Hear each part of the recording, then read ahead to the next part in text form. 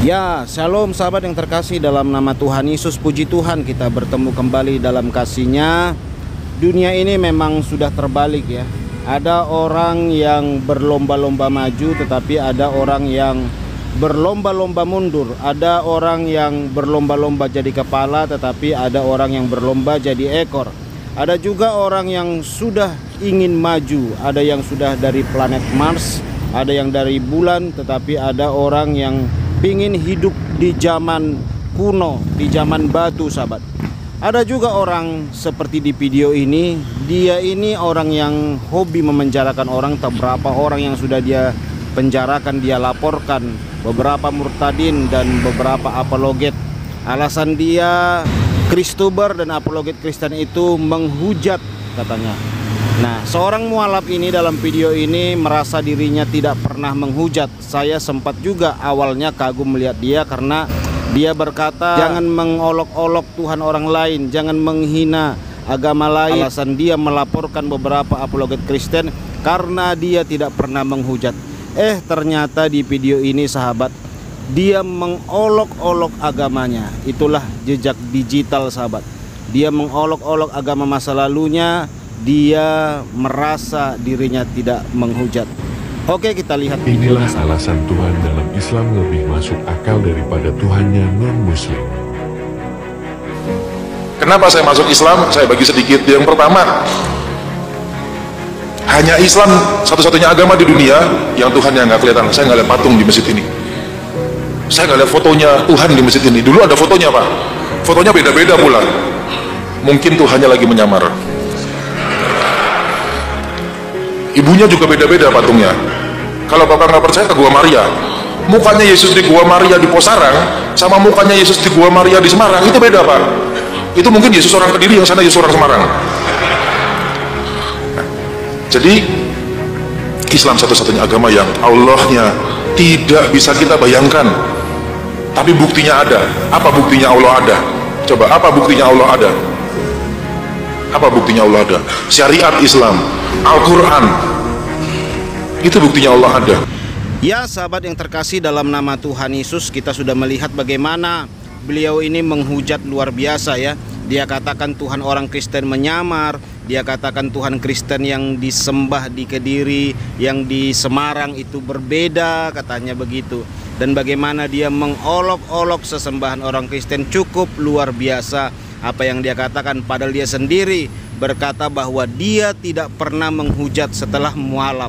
Nyatanya bukti video yang kita tonton tadi nyata bagaimana dia mengolok-olok dan memancing jemaah supaya menertawai Tuhan orang Kristen.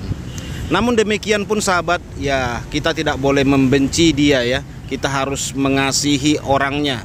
Nah, kita membenci olok-olokannya, tetapi orangnya harus kita kasihi. Baik sahabat, saya akan menjawab apa yang dia katakan berikut. Kalau memang pembuktian Tuhan itu karena memang tidak dilihat, angin juga tidak dilihat. Apakah Pak Ustadz ini menyembah angin?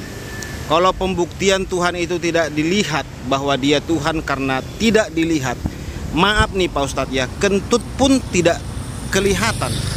Apakah Pak Ustadz juga menuhankan yang saya sebut tadi? Pastikan tidak Pak Ustadz ya. Pastikan tidak. Anda mempercayai dan mengimani Tuhan Anda yang baru, ya silahkan.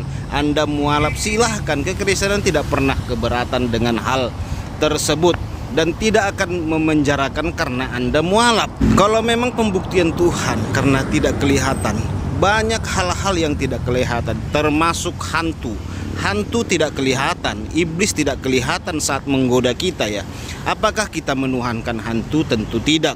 Apakah kita menuhankan iblis? Tentu tidak. Walaupun iblis saat menggoda kita tidak kelihatan, saat merayu kita jatuh dalam dosa, dia tidak kelihatan. Kenapa saya menuhankan Kristus Yesus sebagai Tuhan? Karena ajarannya simple. Apa yang dilakukan, apa yang diajarkan oleh Tuhan Yesus itu cukup luar biasa. Dia mengajari bagaimana mengasihi, bagaimana mengampuni, bagaimana memperlakukan musuh, bagaimana memperlakukan orang yang membenci kita. Itu cukup keren sekali ya. bagaimana dia mengajarkan bahwa kita tidak perlu membela agama, tidak perlu membela Tuhan, tidak perlu membela Nabi.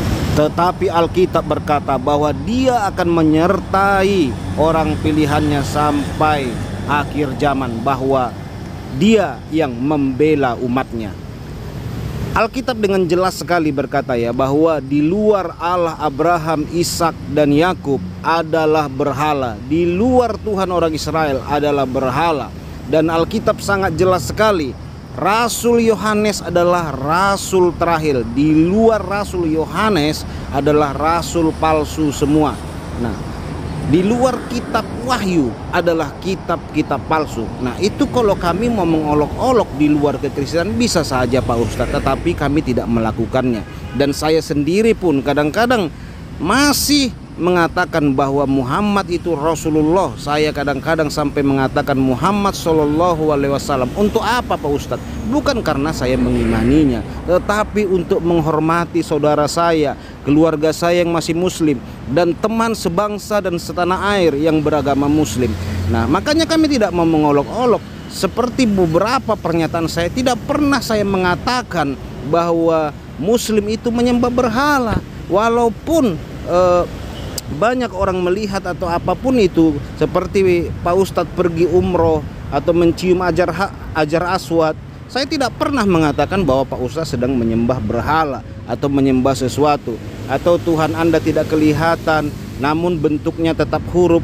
Kami tidak pernah menyebut Pak Ustadz menyembah huruf. Kenapa Pak Ustadz? Karena kita hidup berdampingan. Saya ada untuk meluruskan tuduhan-tuduhan kepada kekristenan, olok-olokan kepada kekristenan. Walaupun begitu Pak Ustadz, kami tidak mempercayai Allah Anda, Nabi Anda, bahkan kitab Anda, tetapi kami tidak mengolok-olok. Walaupun Alkitab kami sangat jelas sekali seperti saya katakan tadi, di luar kitab Wahyu adalah kitab-kitab palsu. Di luar Allah Abraham, Ishak dan Yakub adalah Allah berhala. Jadi semua di luar kekristenan itu adalah berhala sebenarnya, kalau kita mau kembali back to Bible ya, kembali kepada Alkitab. Tapi kami tidak mau mengolok-olok itu Pak Ustadz. Kami diajarkan oleh Tuhan Yesus mengasihi Allah, mengasihi sesama manusia. Ajarannya itulah yang membuat saya kagum. Tidak pernah bertentangan dengan dunia ini, tidak pernah bertentangan dengan hukum-hukum dunia ini maupun hukum-hukum sorga. Ajarannya itu dan pembuktian kematiannya. Kalau masalah fotonya ya itu kan hanya ilustrasi saja Pak Ustadz ya.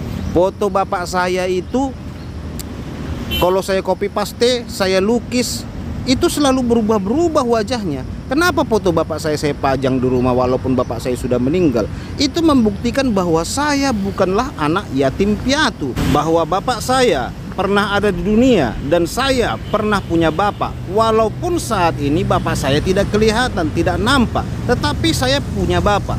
Apakah karena foto bapak saya berubah-berubah? Foto yang saya kirim ke adik saya, saudara saya, keluarga saya karena seringnya di copy paste, atau lukisan-lukisan yang dilukis oleh beberapa orang karena berubah-berubah, terus lantas saya katakan bapak saya tidak ada, saya tidak punya bapak? Kan tidak Bapak Ustadz. Itu bukan pembuktian yang nyata ya, kalau hanya karena masalah lukisan. Tetapi foto itu adalah bukti bahwa saya punya bapak dan saya bukan anak yatim piatu. Demikian juga foto-foto Tuhan Yesus. Kalau kita melihat memang benar berubah, tetapi itu hanya ilustrasi bahwa orang Kristen itu pernah punya Tuhan yang pernah hadir di dunia. Namanya Immanuel, Allah yang beserta kita, pernah menebus, pernah mengajari, pernah menyembuhkan, pernah memulihkan, dan pernah melakukan hal-hal yang ajaib selama ada di dunia. Jadi bukan hanya omongan doang, bukan hanya katanya, atau bukan hanya tertulis di Bible atau di Alkitab kami saja, tetapi memang ada dan pernah ada dan nyata pembuktian bahwa Kristus Yesus itu pernah hadir di dunia. Oke Pak Ustadz, demikian yang bisa saya sampaikan. Tuhan berkati. Shalom.